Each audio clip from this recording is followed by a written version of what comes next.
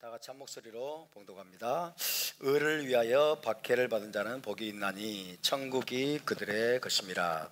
나로 말미암아 너희를 욕하고 박해하고 거짓으로 너희를 거슬러 모든 악한 말을 할 때에는 너희에게 복이 있나니 기뻐하고 즐거워하라. 하늘에서 너희의 상이 큼이라. 너희 전에 있던 선지자들도 이같이 박해하였느니라. 아멘. 네, 이번 주는 쉐미니 주간이었습니다. 레위기 세 번째, 전체적으로 26번째 파라샤인 쉐미니 주간이었습니다. 오늘은 히브리 관점 복음서 강의 106번째 시간이 되겠습니다.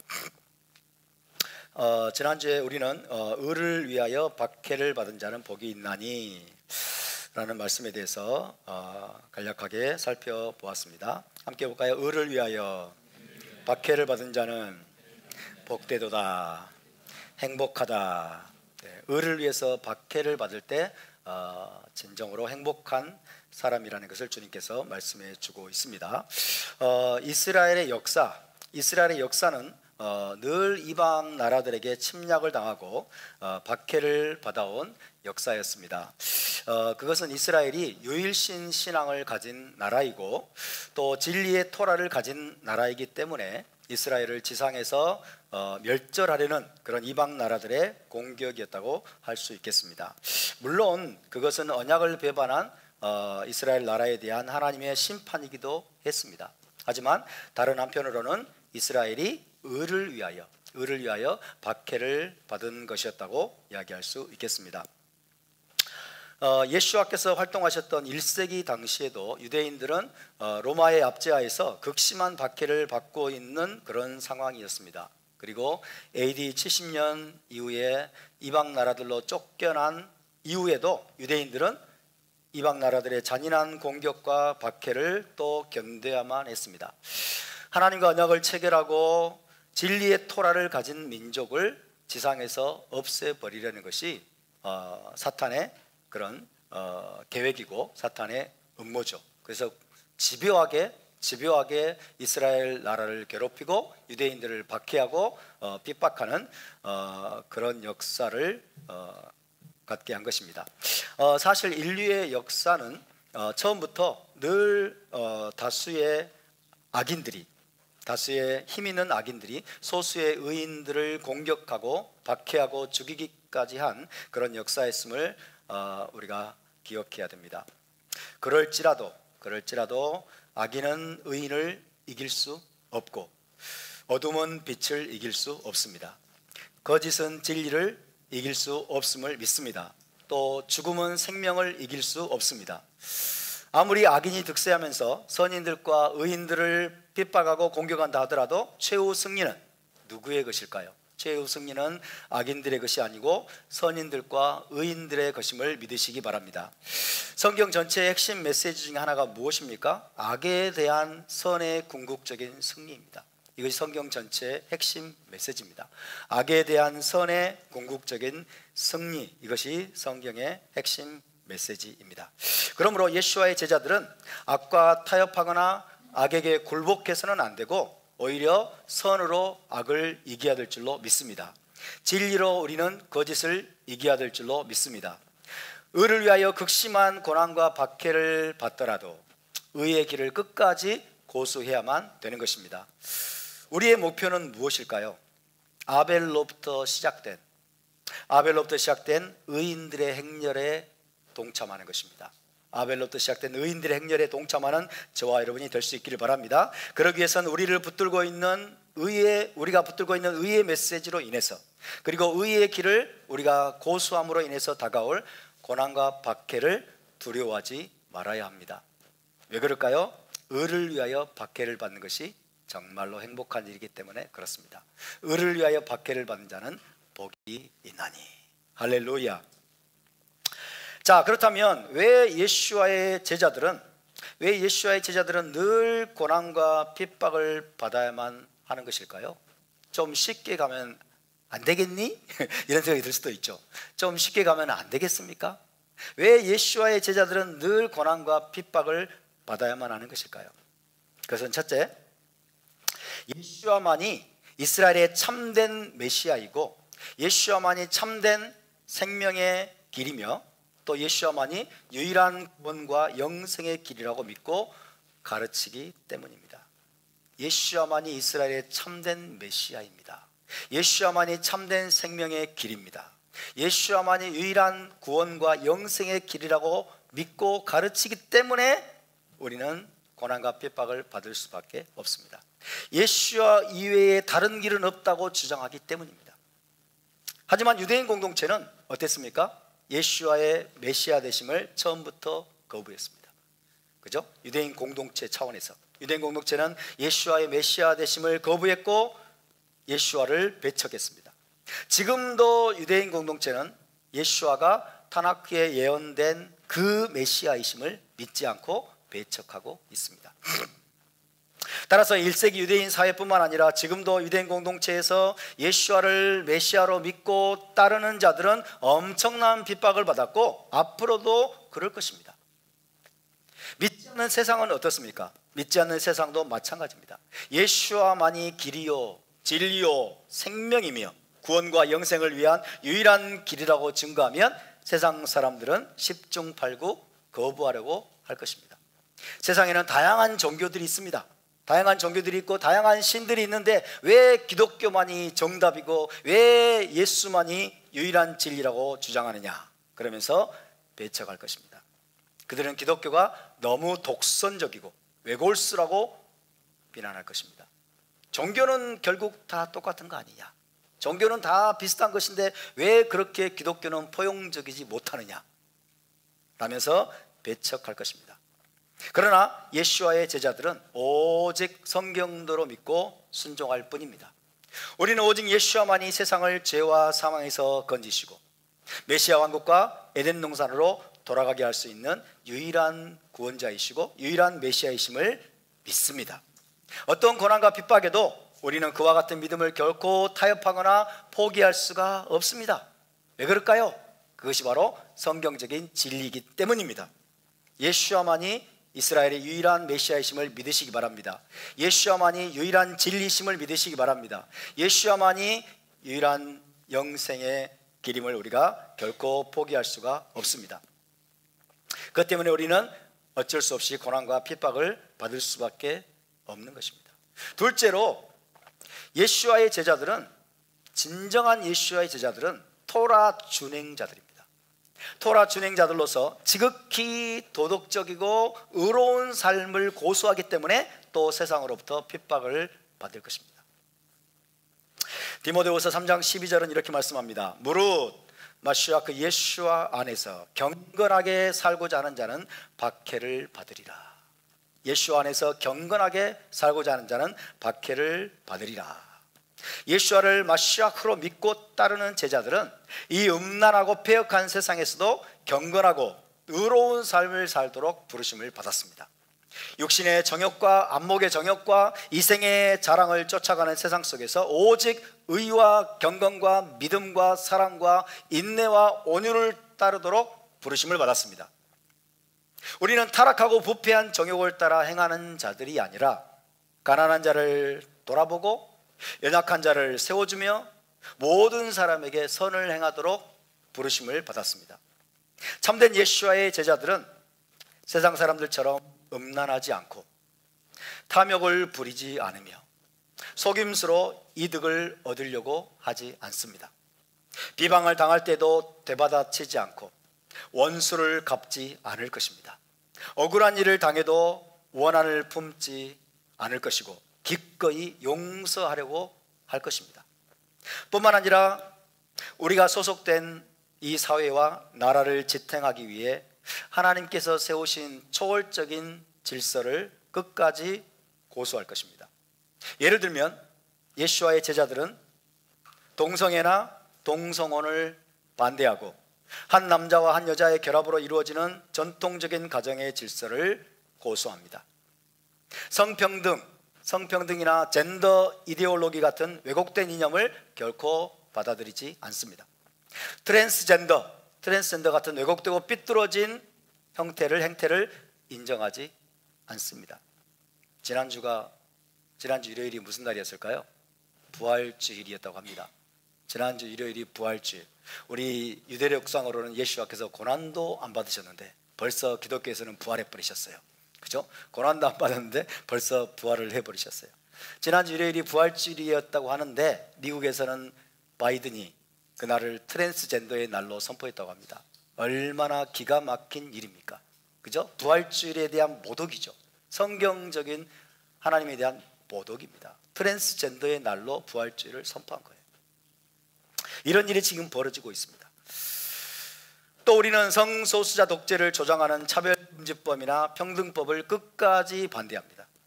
뿐만 아니라 삼성과 같은 대기업을 적대시하지 않습니다. 그리고 부자를 증오하지도 않습니다. 또 우리는 성경적인 정신에 따라 한 개인의 자유와 존엄성 및 천부적인 권리를 중시하고 지키는 데 헌신합니다.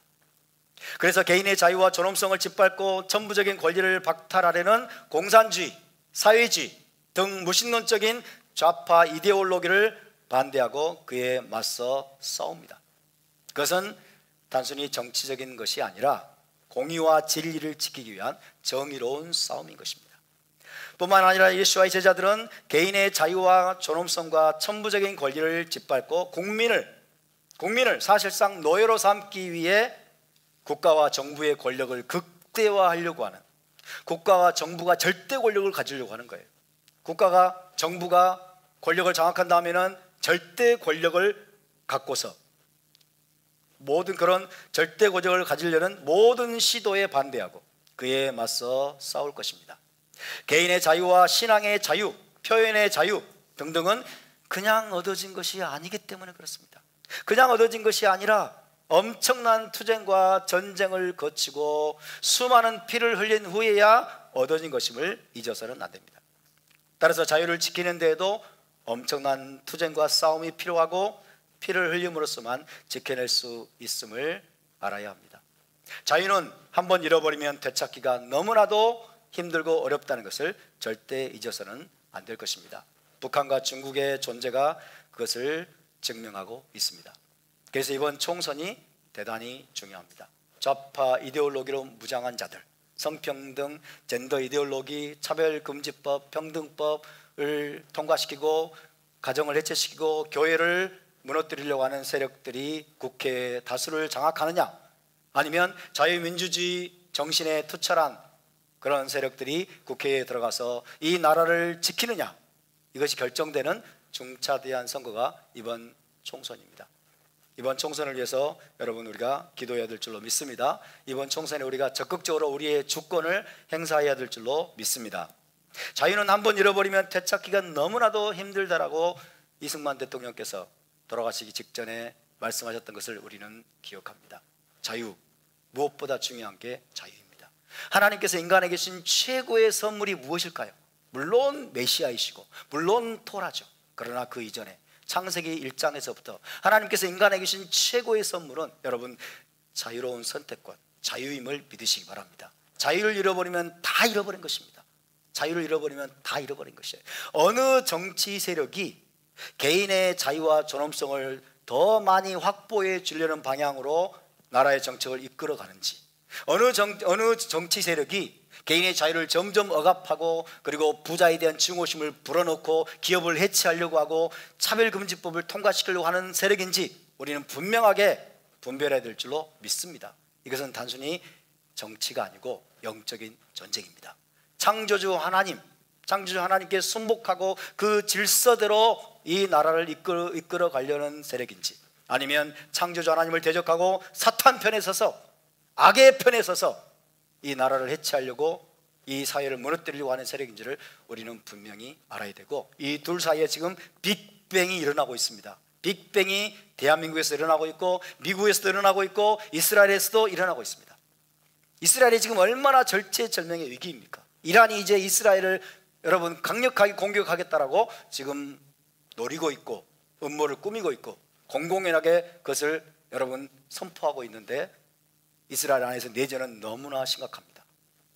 네타냐후를 끌어내리고, 그죠? 다시 총선을 해가지고 자기들이 정권을 장악하려고 하는 이런 세력들의 준동이 너무너무 심각해요. 빅뱅이 지금 여러분 전 세계에서 일어나고 있어요. 그래서 이런 것들은 절대로 단순히 정치적인 문제가 아니라는 사실을 우리가 기억해야 될 줄로 믿습니다. 그래서 이처럼 우리가 선하고 의로운 가치를 위해서 싸우기 때문에, 선하고 의로운 성경적인 가치를 우리가 고수하려고 하기 때문에 우리는 계속적으로 공격을 받고 박해를 받지 않을 수가 없는 것입니다.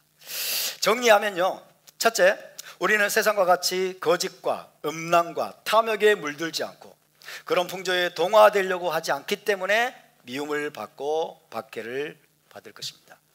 둘째, 우리는 사람의 목숨을 파리 목숨보다 못하게 여기는 공산주의, 사회주의 등 무신론적인 좌파 이데올로기에 동조하지 않고 초월적인 하나님의 질서와 진리 체계를 지키려고 하기 때문에 좌파들로부터, 그리고 좌경화된, 심각하게 좌경화된 사회로부터 미움과 박해를 받을 것입니다. 대한민국이 너무 심각하게 왼쪽으로 기울어 버렸어요.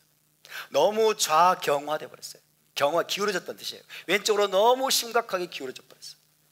심지어 국민의힘 당마저도 너무 왼쪽으로 지금 기울어져 버렸습니다. 그래서 우리는 거기에 맞서 싸우는 진리의 길을 우리가 고수하기 때문에 우리는 미움과 박해를 받을 수밖에 없는 것입니다. 도태우 변호사가 박해를 받고 있지 않습니까?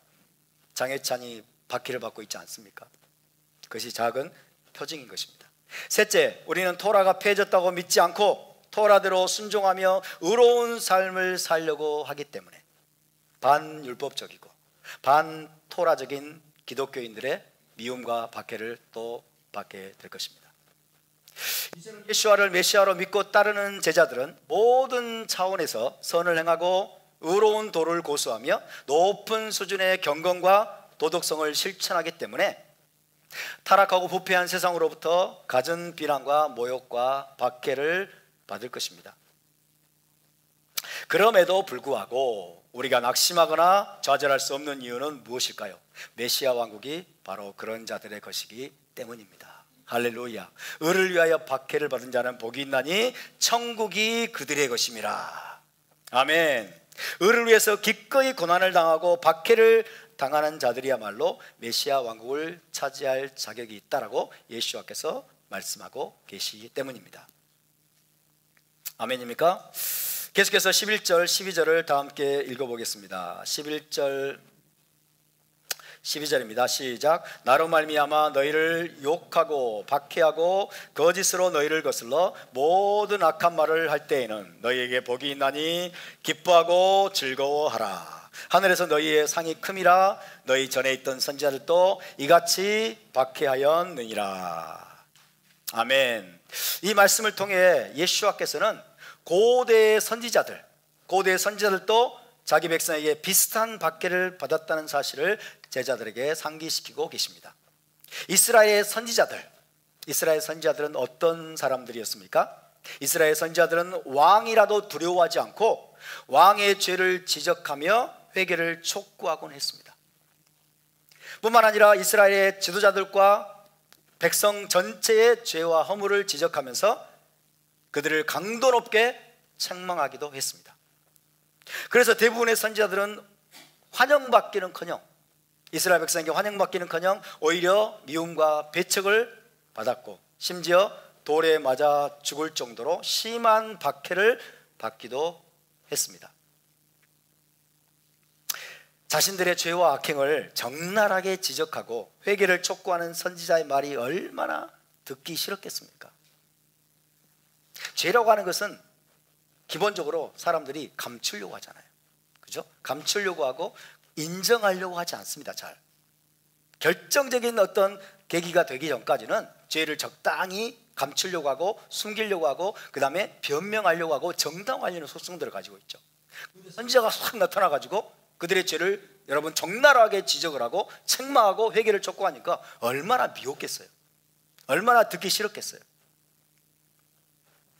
그렇지만 선지자들은 하나님의 메시지를 왕이나 지도자들에게 혹은 이스라엘 백성에게 전달하지 않을 수가 없었습니다. 사람들이 싫어하면 가기 싫어요. 그죠? 사람들이 듣기 싫어하면 말하고 싶지 않죠. 왕 앞에 감히 나가고 싶지 않겠죠. 그렇지만 선지자들은 그 모든 것들을 감수해야만 했습니다. 왜 그랬을까요? 그들이 어떻게 반응하든지 책망과 회개의 메시지를 전해야 그들을 멸망에서 건질 수 있기 때문입니다. 그 책망과 회개의 메시지를 왕에게 전해야, 이스라엘 백성에게 선포해야 그들을 멸망에서 건질 수 있다는 것을 그들은 알고 있었기 때문입니다. 지금 예수와께서는 의를 위하여 박해를 당하고 예수와에 대한 믿음 때문에 모욕과 박해를 받게 될 제자들, 이 제자들을 의를 위해 박해를 받았던 선지자들과 비교하고 있습니다. 고대의 선지자들과 지금 예수와의 제자들, 박해를 받을 예수와의 제자들을 비교하고 있습니다. 그것은 선지자들이 받았던 고난과 박해가 의로운 것이었고 정말 가치 있는 일이었듯이 제자들이 받게 될 고난과 박해도 의로운 것이고 가치 있는 것임을 알게 하시기 위한 것입니다. 그런 의로운 박해로 인해서 선지자들은 하늘에서 큰 상급을 받았을 것으로 유대인들은 믿었습니다. 선지자들이 박해를 받고 죽임을 당하고 그리고 배척을 당하고 그런 고난과 박해로 인해서 하늘에서 큰 상급을 받았을 것으로 유대인들은 믿었습니다. 마찬가지로 예수와로 말미암아 혹은 예수와에 대한 믿음으로 인해서 고난과 모욕과 박해를 당하는 제자들도 하늘에서 큰 상급을 받을 것이라고 주님은 약속하고 계십니다. 하늘에서 상이 크다라는 것은 무엇을 의미할까요? 하늘에서 상이 크다는 것은 메시아 왕국에 겨우 들어가는 수준이 아니라는 거죠. 메시아 왕국에 겨우 들어가는 수준이 아니라 메시아 왕국에서 큰 권세와 영광과 그리고 보상이 준비되어 있다는 의미일 것입니다. 메시아 왕국에 겨우 들어가는 수준에 우리는 머물지 않기를 바랍니다. 메시아 왕국에 겨우 들어가는 수준이 아니라 우리가 메시아 왕국에 들어가서 10개의 도시를 다스리고 통치하는 권세를 얻게 되길 바랍니다. 메시아 왕국에 들어가서 우리가 여러분 해와 같이 빛나는 자들로 인정받는 저와 여러분이 될 수 있기를 바랍니다. 메시아 왕국에서 큰 권세와 영광과 존귀를 누리게 될 주인공들이 다 될 수 있기를 바랍니다. 아멘입니까? 그러려면 고난을 두려워하시면 안 됩니다. 그죠? 핍박받을 것을 우리는 두려워해서는 안 됩니다. 그래서 예수와는 팔복 중에 여덟 번째 말씀을 하시면서 기뻐하고 즐거워하라 라는 명령으로 마무리하십니다. 기뻐하고 즐거워하라. 심후 베길루, 히브리어로 말하면 심후 기뻐하라, 베길루 즐거워하라. 기뻐하고 즐거워하라고요? 그게 가능합니까? 어떤 사람이 고난 속에서도 진정으로 기뻐하고 즐거워할 수 있는가? 이게 가능합니까? 극심한 박해, 핍박, 고난을 당하고 있는데 기뻐하고 즐거워하라는 말씀이 정말 가능할까요? 가능하기 때문에 말씀하셨겠죠. 여러분, 어떤 사람이 극심한 박해와 고난 속에서 진정으로 기뻐하고 즐거워할 수 있겠습니까? 예수와의 제자라는 이유 때문에 모욕을 당하고 박해를 당하고 온갖 거짓말과 악한 말을 들을 때 우리는 어떻게 기뻐하고 즐거워할 수 있겠습니까? 토라를 지킨다는 이유 때문에 율법주의자라는 비난을 받을 때 여러분 기뻐하셨습니까? 마음속으로 진정으로 즐거워하셨습니까? 아니면 혼란스럽고 아니면 힘들고 꼭 이런 말을 들으면서 해드나 이러면서 자괴감에 사로잡힌 적은 없습니까?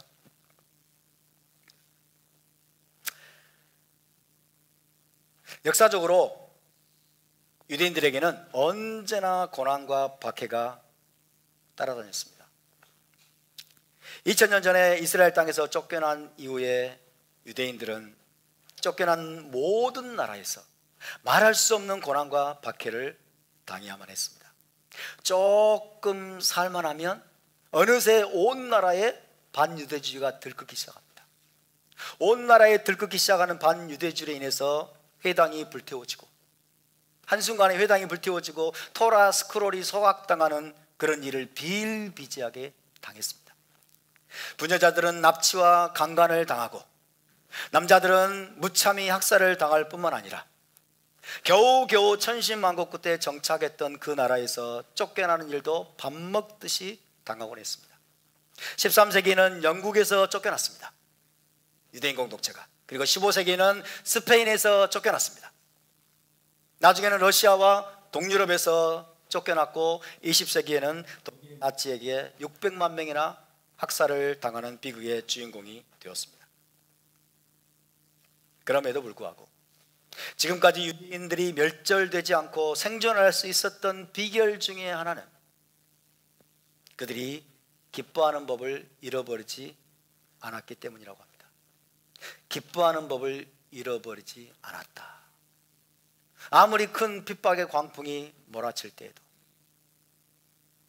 영국에서 쫓겨나고 프랑스에서 쫓겨나고 스페인에서 쫓겨나고 러시아와 동유럽에서 쫓겨나고 세상 모든 나라들이 들고 일어나서 유대인들을 멸절시키려고 하는 그런 박해의 광풍이 몰아칠 때에도 유대인들이 기뻐하는 법을 잃어버리지 않았기 때문에 유대인들은 지금까지 생존할 수 있었다라고 말합니다.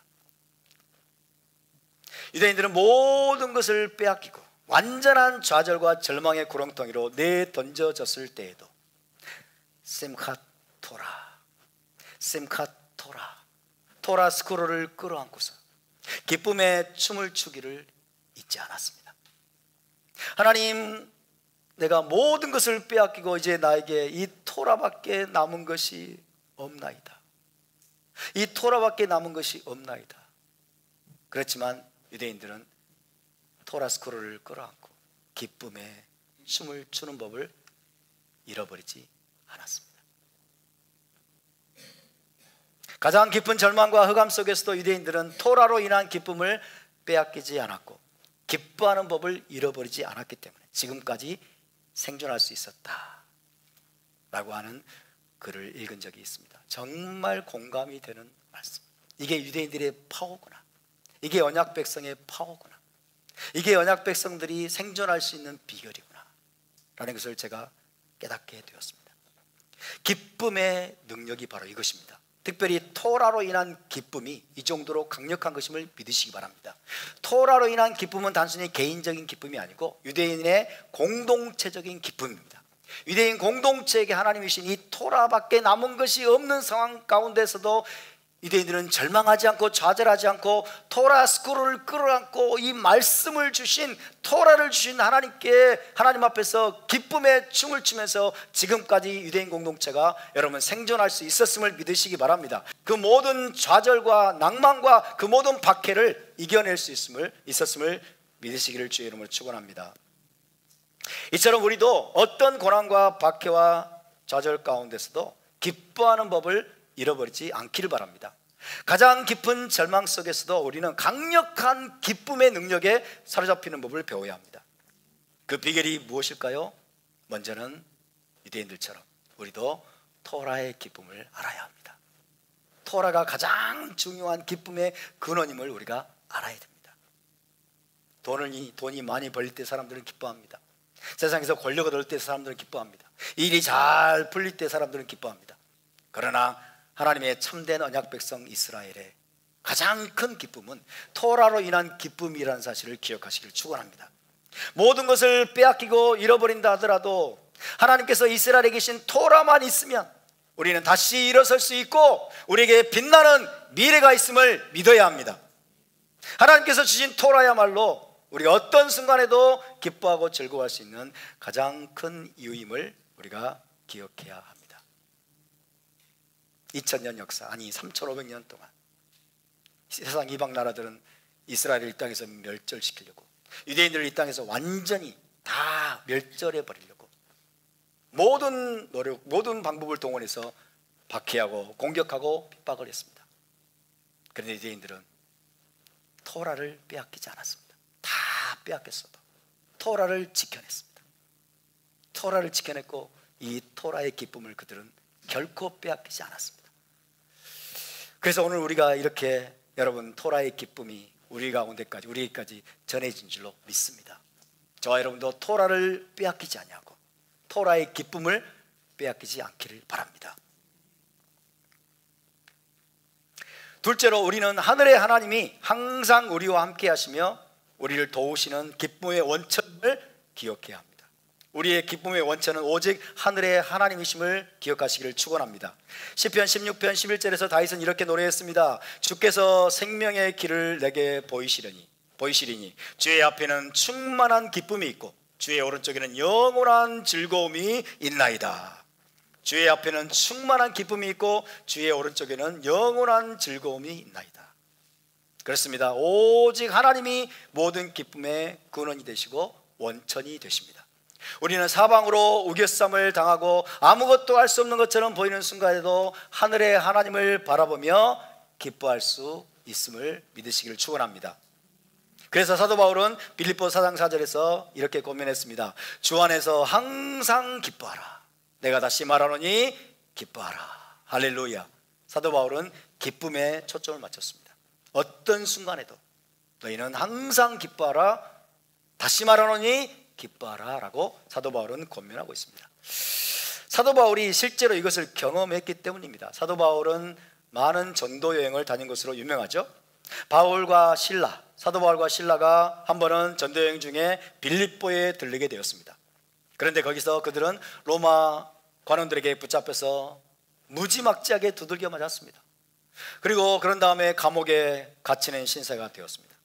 하지만 그들은 빌립보 감옥에 갇혀서 신세 한탄을 하거나 자기 연민의 파티를 벌이지 않았습니다. 자기 연민의 눈물을 흘리면서 탄식하고 그죠? 신세 한탄을 하고 있지 않았습니다. 감옥 안에서도 그들 안에 기쁨이 충만했어요. 빌립보 지하 감옥에, 과거의 감옥은 진짜 인간이 여러분 그할 수 없는 환경이에요. 지하 감옥입니다. 말 그대로 너무나 축축하고 벌레들이 막 기어다니고, 그 빌립보 감옥에 갇혀 있는 그 동안에도 바울과 신라 안에 기쁨이 충만했던 거예요. 기쁨이, 내적인 기쁨이 충만했기 때문에 그들은 한밤중에 midnight, 밤 12시 한밤중에 모든 죄수들이 들을 수 있도록 큰 소리로 하나님을 찬송하기 시작했다라고 기록하고 있습니다. 어떤 찬송을 불렀을까요? 나 기뻐하리, 나 기뻐하리, 이런 노래를 불렀을까요? 아니면 오둘라도 나의 기토 길레 올람 하스도, 이런 찬양을 불렀을까요? 어쨌든 그들 안에 하나님이 넣어주신 기쁨이 충만했어요. 그래서 빌립보 지하 감옥 그 깊은 곳에서도 모든 죄수들이 들을 수 있도록 큰 소리로 해요. 그냥 속삭이듯이 아니에요. 큰 소리로 여러분 하나님을 찬송하기 시작했다 라고 되어 있습니다. 그러자 어떤 일이 벌어졌을까요? 사도행전 16장 26절에 보면 이렇게 되어 있습니다. 이에 갑자기 큰 지진이 나서 옥터가 움직이고 문이 곧 다 열리며 모든 사람의 매인 것이 다 벗어진지라. 할렐루야. 갑자기 큰 지진이 나고 옥터가 움직이고 문이 다 열려버렸어요. 그리고 모든 사람들의 착고가, 쇠사슬이 풀어져 버렸어요. 여러분, 이런 기적이 우리의 삶에도 일어날 수 있기를 바랍니다. 그러나 이런 기적이 일어나지 않을지라도 우리는 어떤 결과 때문에 뭔가를 행하면 안 됩니다. 아멘? 사도 바울은 그걸 바라고 한 것이 아닙니다. 할렐루야. 근데 많은 사람들이 그런 결과를 기대하고 뭔가를 하니까 실망이 와요 또. 그죠? 우리는 그런 결과를 바라는 게 아니에요. 그런 역사들은 하나님이 하시는 일입니다. 우리가 하는 것은 어떤 결과나 어떤 기적을 기대해서가 아니라 단순히 하나님으로 인한 기쁨이 충만하기 때문에 여러분 기쁨의 찬송을 터뜨릴 수밖에 없는 것입니다. 할렐루야. 기쁨의 능력, 찬송의 능력이 저와 여러분과 늘 함께하기를 축원합니다. 사랑하는 여러분, 예수와의 제자들은 이 세상에서 반드시 고난과 핍박을 당할 것입니다. 엄청난 미움과 증오의 대상이 될 것입니다. 우리는 그것을 예상하고 미리 마음을 준비해야 합니다. 그것이 정상입니다. 그것이 정상입니다. 우리가 믿고 따르는 진리 때문에 그렇습니다. 우리가 믿고 섬기는 하나님과 메시아 때문에 그렇습니다. 또 우리가 회복해가고 있는 토라 신앙으로 인해서 우리는 고난과 시련을 겪고 많은 핍박을 당하지 않을 수 없습니다. 고난 당하기를 싫어하십니까? 핍박을 당하기를 싫어하십니까? 시련이 없이 좀 편안하게 인생을 살기를 원하십니까? 그러면 여러분은 잘못 이 길을 들어선 것입니다. 우리는 그럴 수 없습니다. 토라의 기쁨이 우리 안에 있다면, 예수와께서 우리와 함께 하시고 기쁨의 원천이신 하나님이 늘 우리와 함께 하심을 믿는다면 우리는 능히 기뻐하고 즐거워할 수 있습니다.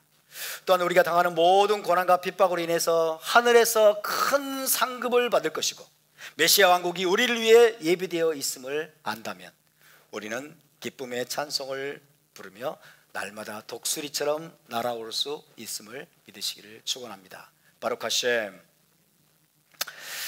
한 가지만 더 말씀을 드리면요, 우리가 토라 신앙으로 인해서 혹은 예수와에 대한 믿음으로 인해서, 그리고 어떤 순간에도 의로운 삶을 우리가 포기하지 않음으로 인해서 고난을 받고 핍박을 받는 것은, 이것은 우연이 아니라는 것입니다.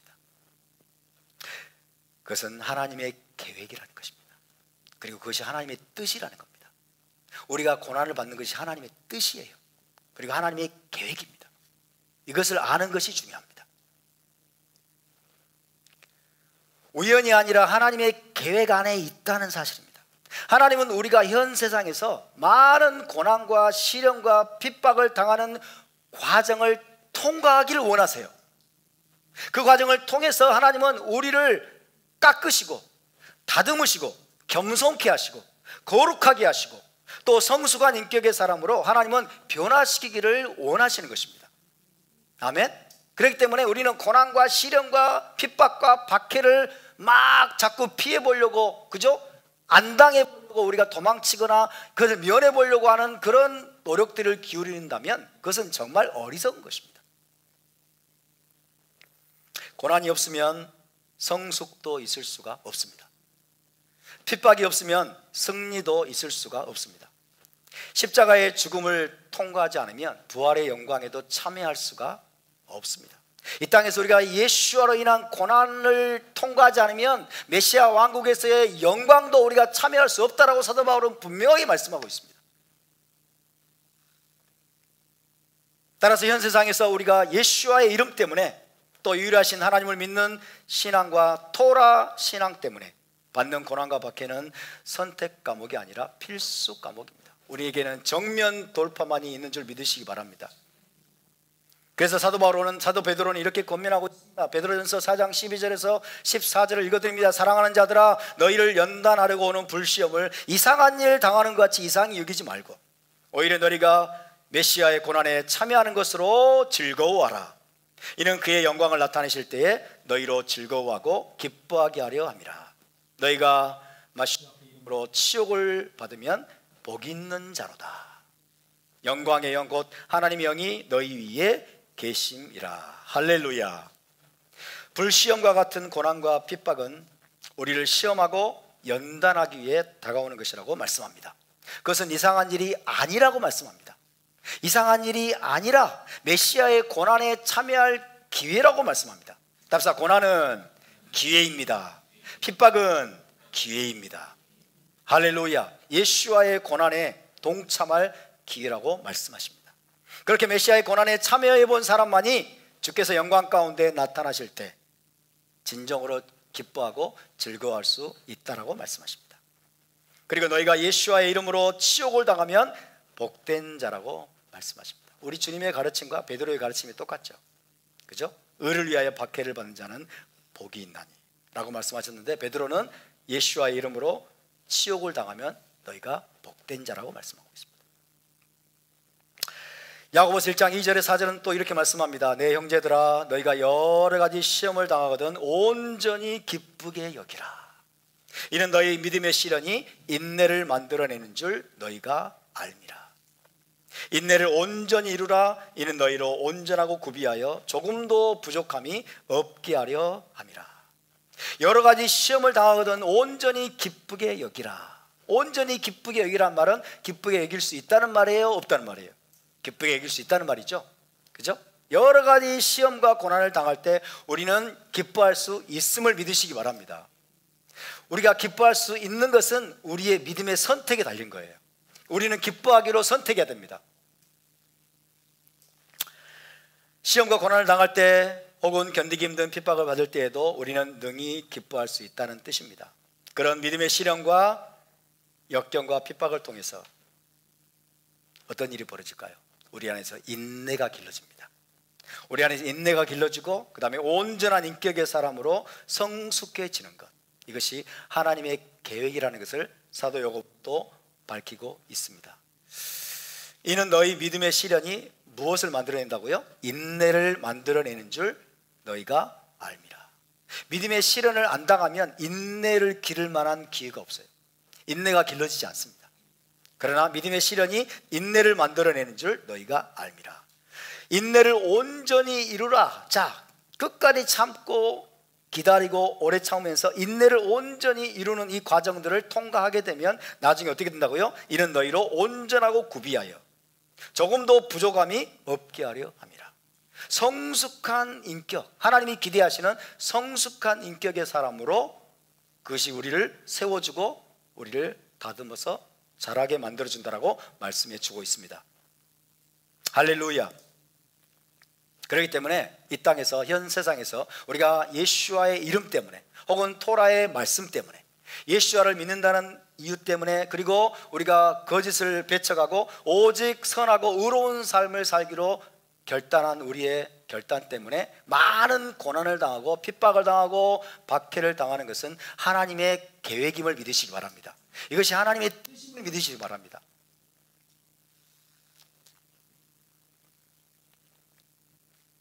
따라서 현 세상에서 우리가 여러 가지 고난을 당하고 핍박을 당하는 것은 우연이 아니고 필연입니다. 우리는 이것을 회피하려고 해서는 안 됩니다. 도망치려고 해서는 안 됩니다. 그것은 손해보는 것이 아니라 많은 유익을 얻을 수 있는 기회입니다. 하나님이 우리를 버렸기 때문에 그런 일을 당하는 것이 아니라 오히려 하나님이 함께 하시기 때문에 고난이 오는 것입니다. 아니, 우리가 하나님과 함께 하기로 결단했기 때문에, 우리가 토라의 말씀대로 살기로 결단했기 때문에 그런 고난과 시련과 핍박이 오는 것임을 기억하시기 바랍니다. 바로 이런 이유 때문에 예수와께서 마태복음 5장 12절에서 기뻐하고 즐거워하라. 어차피 피할 수 없다면 어떻게 하라고요? 즐겨라. 그죠? 어차피 피할 수 없다면 즐겨라. 여러분, 예수와의 진정한 제자가 되기를 원하십니까? 진정으로 토라 준행의 삶을 살기 원하십니까? 진정으로 토라의 말씀대로 의로운 삶을 살기로 다짐하셨습니까? 그렇다면 반드시 고난을 당할 겁니다. 반드시 핍박을 당할 것입니다. 반드시 여러분 주변의 사람들이 여러분을 괴롭히고 또 조롱하고 때로는 모욕하는 일을 반드시 당할 것입니다. 그렇지만 피할 수 없다면 즐겨라. 그죠? 그래서 예수와는 기뻐하고 즐거워하라 라고 말씀하고 있습니다. 우리를 앞서간 믿음의 사람들, 그리고 선지자들, 또 사도들, 그리고 수많은 유대인들처럼 우리도 고난과 핍박 속에서도 기뻐하는 법을 잃어버리지 않기를 바랍니다. 고난을 당할 때 기뻐할 수 있는 기회입니다. 핍박을 당할 때 기뻐할 수 있는 기회입니다. 감옥에 갇힐 때 여러분 기쁨을 폭발시킬 수 있는 기회임을 믿으시기 바랍니다. 저는 과거에 코로나로 인해서 교회가 극심한 박해를 받고 탄압을 받을 때 제가 앞에 나가서 공무원들을 환영을 했잖아요. 그죠? 공무원들이 영접을 했잖아요. 때로는 경찰이 막 7명씩 막 몰려오기도 했어요. 이러다 내가 감옥에 갈 수도 있겠구나. 감옥에 가더라도 나는 기뻐하리라. 그런 생각을 했던 적이 있습니다. 감옥에 가서 내가 어찌하여 이렇게 감옥에까지 갇히는 영광을 얻게 되었노 하면서 사도 바울처럼, 바울과 실라처럼 그렇게 밤중에, 한밤중에 큰 소리로 찬양할 수 있는 기회를 주실라나? 그런 생각을 얼핏 한 적이 있습니다. 앞으로 우리가 살아가는 여러분 세상이 그런 일이 일어나지 않으리라는 보장이 없습니다. 총선의 지금 판세를 보면, 총선의 판세를 보면 2조 세력이 200석을 얻을 것이다 라는 분석도 나오잖아요. 그죠? 2조 세력이 200석을 얻으면 어떤 일이 벌어질까요? 사회주의 개헌이 일어날 겁니다. 그리고 윤 대통령 탄핵이 일어날 겁니다. 2조가 노리는 것이 뭘까요? 2조가 노리는 것은 총선에 승리한 다음에 곧바로 탄핵 절차에 돌입하는 겁니다. 탄핵 절차에 돌입해서 조기에 대통령을 끌어내리면 어떤 일이 벌어질까요? 조기 대통령을 끌어내리면 조기 대선이 현실이 됩니다. 조기 대선에서 승리해서 자기가 대통령이 되면 모든 사명권을 자기에게 행사할 수 있어요. 자기의 모든 죄를 무효로 만들 수 있고 사법 리스크에서 완전히 벗어나고, 그리고 이 대한민국을 자기들이 꿈꾸는, 자기들이 그토록 사모하는 북한, 김정은과 같은 나라, 그리고 중국과 같은 나라로 만들 수 있습니다. 여기에 대한 자신감을 가지고 지금 여러분 그 엄청난 일들을 지금까지 벌여왔던 거예요. 그럴지라도, 그런 일이 현실화될지라도 우리는 기뻐하고 즐거워하라. 그런 세상이 열리면 우리 교회 같은 교회, 진정으로 살아있는 교회들, 엄청난 탄압의 광풍에 여러분 휩싸이게 될 겁니다. 그럼 우리는 어떻게 될까요? 패배자들처럼 우리가 질질 짜고 자기 연민의 파트를 벌이고 신세 한탄하고, 왜 우리가 그때 싸우지 못했노? 과거를 돌아보면서 우리가 여러분 한숨 쉬고 후회하고 있는 것이 아니라 여러분 기쁨의 찬송을 부를 수 있게 되기를 주의 이름으로 축원합니다. 뒤를 돌아봐야 소용없어요. 그죠? 현실 앞에 우리는 그런 현실이 올 수도 있다는 것을 우리는 기억해야 돼요. 그럼 우리는 어떻게 기도해야 될까요? 제가 지난번에 목요일에 신학원에 가서도 그런 강의를 했습니다. 총선을 눈앞에 두고 우리가 어떤 기도를 해야 될까요? 어떻게 기도해야 될까요? 하나님, 저 종북주사파들이 다 무너지게 도와주시고 저 종북주사파들이 절대로 국회에 들어가지 못하게 해주세요. 이렇게 기도할까요? No. 우리가 원하는 것을 이루어달라고 얼마나 그동안 우리가 기도해 왔습니까? 우리가 원하는 대로 하나님 움직여달라고 얼마나 여러분 많은 크리스찬들이 이렇게 기도하고 있습니까? 그럼 우리는 이렇게 기도해야 돼. 그게 맞다면 우리는 또 이렇게 기도해야 돼. 주님, 짐승과 적그리스도가 안 나타나게 기도해 주세요. 우리는 그런 기도를 해서는 안 되는 거예요. 여러분, 하나님의 창조 질서를 대적하고 창조주 하나님을 모욕하는 저들이 설령 국회의 다수석을 차지하고 이 대한민국을 쥐고 흔드는 그런 상황이 온다 할지라도, 그런 상황을 통해서라도 주님, 의인들이 일어나게 해주시옵소서. 그들을 이길 수 있는 능력과 믿음과 영적인 담대함을 우리에게 주시옵소서. 우리가 준비되게 해주시옵시고, 그런 고난과 시련의 과정을 통해서라도 우리의 믿음을 잃어버리지 않도록 하나님 지금부터 준비시켜 주시고, 우리가 토라의 말씀으로 더욱더 무장할 수 있도록 주님 도와주시옵소서. 우리는 이런 기도를 해야 될 줄로 믿습니다. 왜 하나님이 내가 원하는 걸 자꾸 이루어달라고 왜 그런 기도만 하고 있는 거예요? 그게 아니에요, 여러분. 그런 기도만 했다면 이스라엘 유대인들이 어떻게 열방으로 쫓겨나가지고 여러분 그렇게 다니면서 막 토라스크로에 소각되고 회당이 불타고 막 부녀자들이 막 강간당하고 이런 상황 속에 어떻게 견뎌낼 수 있었겠어요? 와, 하나님 우리 기도 안 들어주셨다. 하나님 돌아가셨나 보다. 그런 기도를 드리니까 여러분 더 엄혹한 세월이 오게 되면 사람들이 실망을 하고 절망을 하게 될 거예요. 하나님 우리 기도 안 들으셨구나. 하나님 안 계시는 모양이다. No. 우리의 기도가 바뀌어야 될 줄로 믿습니다. 우리의 기도가 달라져야 돼요. 나로 말미암아 너희를 욕하고 너희를 박해하고 온갖 거짓말로 너희를 거슬러 모든 악한 말을 하는 일들이 있을 거란 뜻입니다. 주님, 그런 일이 없게 해주세요. 아니에요. 그런 일이 닥친다 할지라도 교회를 대적하고 교회를 박해하고 하나님이 창조 질서를 파괴하고 모든 국민들을 노예로 삼으려고 하는 그런 자들이 국회를 장악하고 사법부를 장악하고 심지어 행정 권력까지 장악하는 일이 있지 않기를 주님 원하지만, 그런 일이 있다고 할지라도 주님 우리가 흔들리지 않게 도와주시고, 우리가 붙들고 있는 이 진리, 이 토라의 말씀, 그리고 메시아 왕국에 대한 소망, 예수와 마시아에 대한 우리의 충성과 헌신이 결코 흔들리지 않게 도와주시고, 그런 엄혹한 시절을 통해서 깨어나야 될 자들이 있다면 깨어날 수 있도록 도와주십시오. 이 나라가 그 세월들을 통과할 수밖에 없다면, 그것이 하나님의 섭리 가운데 있다면 그 과정을 통해서도 하나님의 보이지 않는 뜻이 이루어지게 도와주시옵소서. 우리는 그런 기도를 해야 될 줄로 믿습니다. 함께 일어나서 기도합시다.